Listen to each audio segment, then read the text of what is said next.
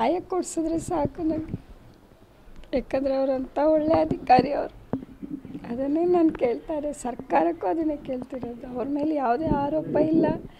ಹಗರಣ ಮಾಡಿರೋರು, ಅಮೌಂಟ್ ತೊಗೊಂಡಿರೋರು ಅವ್ರು ಅನುಭವಿಸ್ಲಿ ಸರ್. ಯಾಕಂದರೆ ಒಂದು ಸಾವು ಅಂದರೆ ಜೀವ ಅಂದರೆ ಅಷ್ಟು ಸುಲಭ ಅಲ್ಲ ಸರ್, ಯಾವುದಾದ್ರೂ ಅಷ್ಟೇ.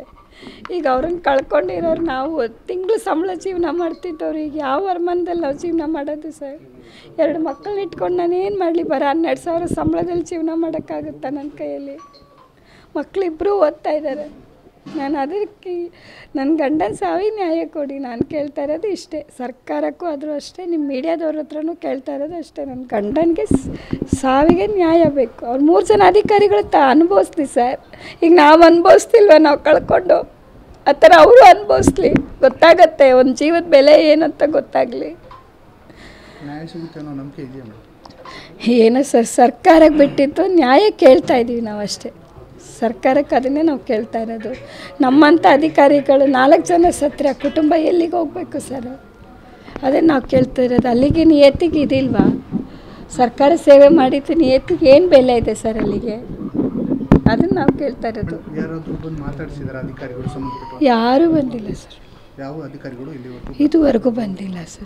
ಫೋನ್ ಮಾಡಿದ್ರು, ನಾವು ಬರ್ತಾ ಇದ್ದೀವಿ ಅಂದ್ರೆ ಅಷ್ಟೇ, ಬಿಟ್ಟರೆ ನಮ್ಮ ಮನೆಗೆ ಯಾರೂ ಇನ್ನೂ ಬಂದಿಲ್ಲ ಸರ್. ಸಚಿವರಾಗಲಿ ಯಾರು ಸಹ ಸಚಿವರು ಬಂದಿಲ್ಲ ಸರ್. ಮಾತಾಡಿಲ್ಲ, ಫೋನಲ್ಲಿ ಮಾತಾಡಿಲ್ಲ ಸರ್.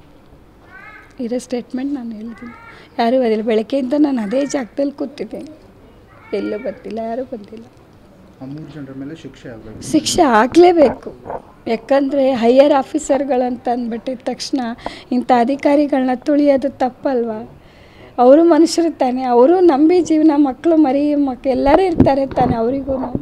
ಅಂಥವ್ರು ಈ ಥರ ಮಾಡಿಟ್ಟೋದ್ರೆ ಅವ್ರು ಪ್ರೆಷರ್ ಹಾಕಿ ಅಷ್ಟು ಜೀವ ತಿನ್ನೋಂಥ, ಅವರು ಸುಸೈಡ್ ಮಾಡ್ಕೊಳ್ಳೋ ಅಷ್ಟು ಜೀವ ತಿಂದಿದ್ದಾರೆ ಅಂದರೆ ಇನ್ನು ಎಷ್ಟು ಪ್ರೆಷರ್ ಬಿದ್ದಿರ್ಬೋದು ಸರ್ ಅವ್ರ ಮೇಲೆ.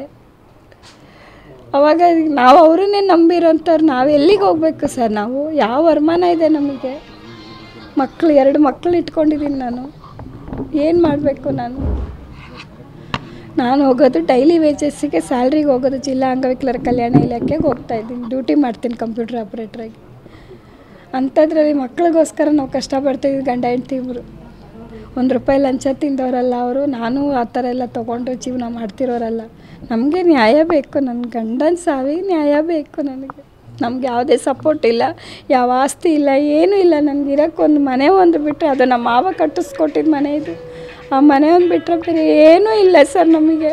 ನಾವು ಇದ್ದಿದ್ದೆ ಅವ್ರ ಜೀವನದಲ್ಲಿ. ನಮ್ಗೆ ನ್ಯಾಯ ಬೇಕಷ್ಟೇ ನಾನು ಕೇಳ್ತಿರೋದು.